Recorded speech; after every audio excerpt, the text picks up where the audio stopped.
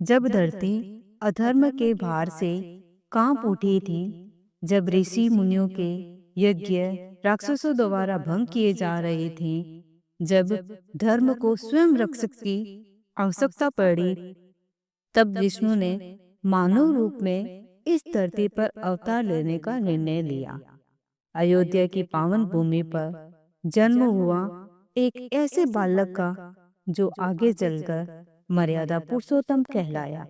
ये कहानी है त्याग की, वचन की और उस राम की जिसका जन्म भी धर्म था और जीवन भी धर्म। देखिए रामायण भाग 2, जहाँ से शुरू होती है श्री राम के जन्म से धर्म युद्ध की यात्रा।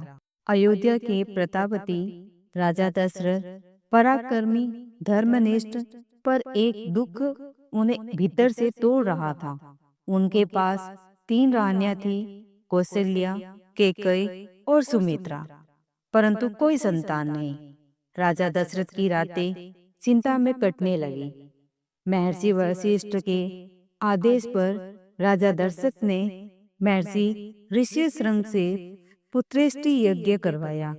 यज्ञ की अग्नि से एक दिव्य पुरुष प्रकट हुआ जिसके हाथों में खीर से भरा पात्र था। उसने कहा, ये प्रसाद रानियों को दे दो, तुम्हें पुत्र रत्नों की प्राप्ति होगी। कुछ समय बाद चैत्र मास शुक्ल पक्ष नवमी तिथि पुनर्वसु नक्षत्र अयोध्या में शंख और नगाड़े गूंज उठे। माता कौशल्या की गोद में अवतरित हुए मर्यादा पुरुषोत्तम श्री राम।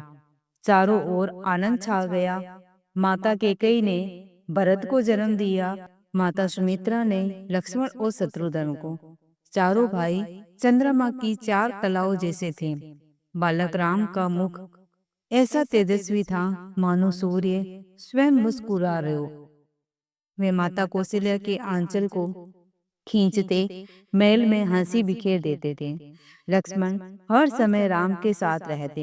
एक दिन महर्षि विश्वामित्र अयोध्या पधारे।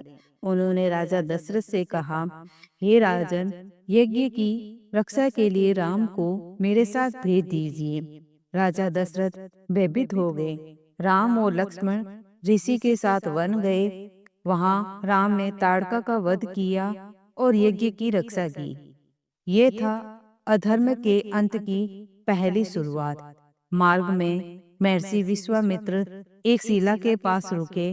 राम के चरण स्पर्श से शिला से नारी प्रकट हुई, माता अहिल्या। राम का करुणामय स्वर, पाप से बड़ा पश्चाताप होता है और क्षमा सबसे बड़ा धर्म। बालक नहीं थे राम, वे स्वयं धर्म थे। आगे क्या होगा? धनुष्य यज्ञ, सीता स्वयंवर, राम सीता विवाह है। रामायण भाग 3 में देखिए। अगर आपको श्री राम की यह कथा अच्छी लगी हो तो लाइक करें, कमेंट में लिखें जय श्री राम और चैनल को सब्सक्राइब जरूर करें, क्योंकि राम कथा अभी जारी है। जय श्री राम।